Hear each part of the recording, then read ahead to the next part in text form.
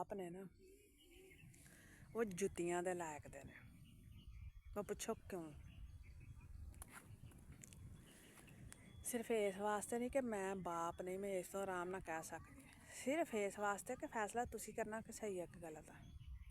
ਕਿ ਉਹ ਜਿਹੜੀ ਦਮੜੀ ਕਮਾਉਣ ਡਏ ਹੁੰਦੇ ਆ ਨਾ, ਕਮਾ ਵੀ ਉਹ ਸਹੀ ਤਰ੍ਹਾਂ ਨਹੀਂ ਸਕਣ ਡਏ ਹੁੰਦੇ, ਘਰ ਵੀ ਉਹ ਆਸਾਨੀ ਦੇ ਨਾਲ ਨਹੀਂ ਚਲਾ ਸਕਣ ਡਏ ਹੁੰਦੇ। ਅਤੇ ਉਹ ਜਿਹੜੀ ਦਮੜੀ ਇੱਕ ਕਮਾਉਂਦੇ ਆ ਨਾ, ਉਸ ਦਮੜੀ ਨੂੰ ਇੰਨਾ ਕੁ ਬੜ੍ਹਾ ਚੜ੍ਹਾ ਕੇ ਅਤੇ ਆਪਣੀ ਮਿਹਨਤ ਨੂੰ ਅਤੇ ਆਪਣੀ ਦਿਨ ਰਾਤ ਦੀ ਸਟਰਗਲ ਨੂੰ ਇੰਨਾ ਕੁ ਬੜ੍ਹਾ ਚੜ੍ਹਾ ਕੇ ਪੇਸ਼ ਕਰਨਗੇ ਨਾ ਆਪਣੀ ਔਲਾਦ 'ਤੇ, ਕਿ ਔਲਾਦ ਸਮਝੇਗੀ ਕਿ ਪਤਾ ਨਹੀਂ ਸਾਡੇ 'ਤੇ ਕਿੰਨੇ ਅਹਿਸਾਨ ਆ ਸਾਡੇ ਮਾਂ ਬਾਪ ਦੇ। ਹਾਲਾਂਕਿ ਜ਼ਿੰਮੇਦਾਰੀ ਕਫਾਲਤ ਜਿਹੜੀ ਮਰਦ ਨੂੰ ਦਿੱਤੀ ਗਈ ਹੈ ਅੱਲਾ ਵੱਲੋਂ, ਅੱਲਾ ਵੱਲੋਂ ਦਿੱਤੀ ਗਈ ਆ। ਅਤੇ ਖਮਿਆਜ਼ਾ ਕੌਣ ਭੁਗਤਦਾ? ਔਲਾਦ ਆਪਣੀ ਦਿਮਾਗੀ ਸਿਹਤ ਦੀ ਜਿਹੜੇ ਆ ਨਾ, ਆਪਣੀ ਦਿਮਾਗੀ ਸਿਹਤ ਦੇ ਕੇ ਅਤੇ ਫਿਰ ਉਸ ਦਮੜੀ ਦਾ ਹੱਕ ਅਦਾ ਕਰਦੀ ਹੈ। ਜੇ ਮੋਰਾਂ 'ਤੇ ਚੁੱਕ ਕੇ ਹੱਜ ਨਹੀਂ ਨਾ ਕਰਾ ਸਕਦੀ, ਹੱਕ ਪੂਰਾ ਨਹੀਂ ਹੁੰਦਾ, ਅਤੇ ਅੱਲਾ ਦੀ ਕਸਮ ਜ਼ਬਾਨ ਦੇ ਨਾਲ ਆਪਣੀ ਸਿਹਤ ਦੇ ਨਾਲ ਅਦਾ ਕਰਦੀ ਹੈ। ਅੱਜ ਦੀ ਨਸਲ ਜਿਹੜੀ ਹੈ, ਉਹਨਾਂ ਦੇ ਪੇਰੈਂਟਸ ਉਹਨਾਂ ਨੂੰ ਇਹ ਕਹਿੰਦੇ ਕਿ ਅਸੀਂ ਮਾਰ ਮਾਰ ਕੇ ਤੁਹਾਨੂੰ ਇੱਥੋਂ ਤੱਕ ਪਹੁੰਚਾ। ਬਈ ਜਿਹੜੇ ਉਹਨਾਂ ਜੰਮੇ ਉਹਨਾਂ ਵੀ ਮਰ ਮਰ ਕੇ ਹੀ ਇੱਥੋਂ ਤੱਕ ਪਹੁੰਚਾਉਣੇ ਆ। ਅਤੇ ਕੋਈ ਐਸਾ ਤੁਸੀਂ ਅਹਿਸਾਨ ਨਹੀਂ ਕਰਦੇ ਆਪਣੀ ਨਸਲ 'ਤੇ, ਸਮਝ ਆਈ?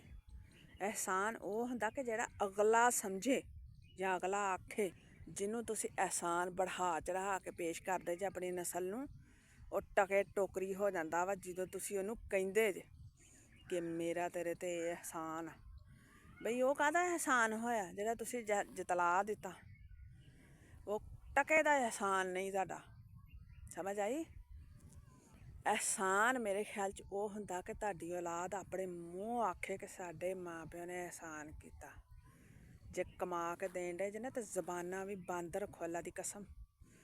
ਗਾਂ ਉੱਥੇ ਜਾ ਕੇ ਜਦੋਂ ਲੀਕ ਫਿਰਨੀ ਆ, ਅਤੇ ਸਾਰਿਆਂ ਤੋਂ ਪਹਿਲਾਂ ਜ਼ੁਬਾਨ 'ਤੇ ਫਿਰਨੀ ਆ, ਅਤੇ ਜ਼ੁਬਾਨ ਤੋਂ ਬਾਅਦ ਜਦੋਂ ਕਿਰਦਾਰ ਖੋਲ੍ਹਣੇ ਆ, ਤਾਂ ਫਿਰ ਪੱਲੇ ਕੁਛ ਵੀ ਨਹੀਂ ਰਹਿ ਜਾਣਾ, ਫਿਰ ਕੁਛ ਵੀ ਪੱਲੇ ਨਹੀਂ ਰਹਿ ਜਾਣਾ। ਅਤੇ ਫਿਰ ਤੁਸੀਂ ਮੂੰਹ ਚੁੱਕ ਕੇ ਵੇਖਣਾ ਕਿ ਅਸੀਂ ਤਾਂ ਸਾਰੀ ਉਮਰ, ਮੇਰੇ ਕੋਲ ਅੱਗੇ ਸੁਣਨਾ, ਮੈਂ ਵਾਜ਼ੇ ਗੱਲ ਕਰਨ ਡਈ ਹਾਂ ਕਿ ਅਸੀਂ ਸਾਰੀ ਉਮਰ ਰਗੜ ਰਗੜ ਕੇ ਮਰ ਗਏ, ਸਾਨੂੰ ਕੀ ਲੱਭਾ? ਅਸੀਂ ਇਹ ਦੁਨੀਆ 'ਤੇ ਹੀ ਕਹਿੰਦੇ ਹਾਂ, ਦੁਨੀਆ 'ਤੇ ਜੇ ਸਾਨੂੰ ਕੁਛ ਨਹੀਂ ਨਜ਼ਰ ਆਉਂਦਾ ਤਾਂ ਅਸੀਂ ਆਪਣੀ ਜ਼ੁਬਾਨ ਨਾਲ ਆਖਰਤ 'ਚ ਵੀ ਕੁਛ ਹਾਸਿਲ ਨਹੀਂ ਕਰਨਾ। ਜ਼ੁਬਾਨ ਨਾਲੋਂ ਨਾਲ ਸਾਫ਼ ਕਰਦੀ ਜਾਂਦੀ ਤੁਹਾਡੇ ਅਮਾਲ।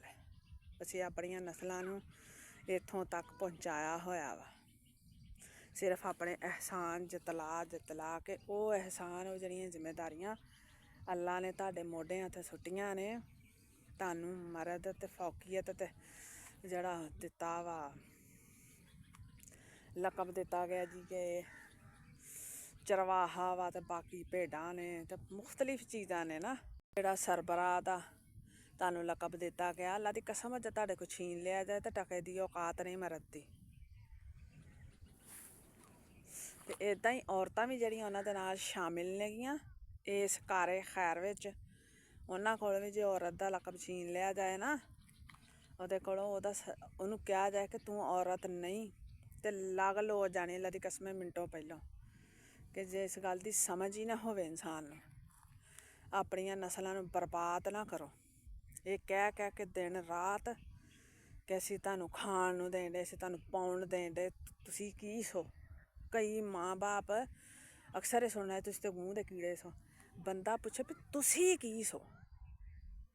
ਤੁਸੀਂ ਵੀ ਤਾਂ ਇੱਥੇ ਹੀ ਸੋ ਨਾ, ਇੱਥੇ ਹੀ ਸੋ ਨਾ, ਮੂੰਹ ਦੇ ਹੀ ਸੋ ਨਾ। ਅਤੇ ਮਾਂ ਪਿਓ ਨੇ ਇੱਥੋਂ ਤੱਕ ਪਹੁੰਚਾਇਆ ਜਾਂ ਅੱਲਾ ਨੇ ਤੁਹਾਡੀ ਬਾਂਹ ਫੜੀ, ਅਤੇ ਅਹਿਸਾਨ ਉਹ ਆ ਜਿਹੜਾ ਤੁਸੀਂ ਮੰਨੋ, ਜਿਹੜਾ ਮਨਵਾਓ ਉਹ ਅਹਿਸਾਨ ਨਹੀਂ, ਉਹ ਤਾਂ ਲਾਹਨਤ ਆ। ਇਸ ਲਾਇਕ ਕੋਈ ਬੰਦਾ ਹੋਵੇ, ਕੋਈ ਪੇਰੈਂਟਸ ਇਸ ਲਾਇਕ ਹੋਵੇ ਅਤੇ ਕਿ ਔਲਾਦ ਉਹਦੀ ਕਿਉਂ ਨਾ ਉੱਠ ਕੇ ਤਾਰੀਫ ਕਰੇ ਲੋਕਾਂ 'ਚ, ਮੇਰਾ ਪਿਓ, ਮੇਰੀ ਮਾਂ, ਮੇਰਾ ਭਰਾ, ਮੇਰੀ ਭੈਣ ਕਿਉਂ ਨਾ ਕਵੇ, ਪਰ ਕੋਈ ਕਰਤੂਤ ਆਪਣੇ ਪੱਲੇ ਹੋਵੇ ਤੇ ਨਾ, ਇੱਥੇ ਹਰ ਬੰਦਾ ਹੀ ਹਾਰ ਜਾਂਦਾ। ਕਰਤੂਤ ਕੋਈ ਨਹੀਂ ਆਪਣੇ ਪੱਲੇ ਰੱਖਦਾ, ਸਿਰਫ ਜ਼ੁਬਾਨ ਰੱਖਦੇ ਹਾਂ ਅਸੀਂ ਇੱਕ ਗਜ਼, ਉਹਦੇ ਨਾਲ ਹਰ ਬੱਚੇ ਨੂੰ, ਅਸੀਂ ਆਪਣੀ ਬੀਵੀ ਨੂੰ, ਹਰ ਬੱਚੇ ਨੂੰ, ਹਰ ਰਿਸ਼ਤੇਦਾਰ ਆਏ ਗਏ ਨੂੰ ਸੁਣਾਉਂਦੇ ਹਾਂ, ਅਤੇ ਅਸੀਂ ਉਹਨਾਂ ਨੂੰ ਜ਼ਖਮੀ ਕਰਦੇ ਹਾਂ। ਇਹ ਸਾਡੀ ਔਕਾਤ ਆ। ਆਪਣਾ ਖਿਆਲ ਰੱਖਿਓ ਤੇ ਆਪਣੀ ਰਾਏ ਦਾ ਜ਼ਰੂਰ ਇਜ਼ਹਾਰ ਕਰਿਓ।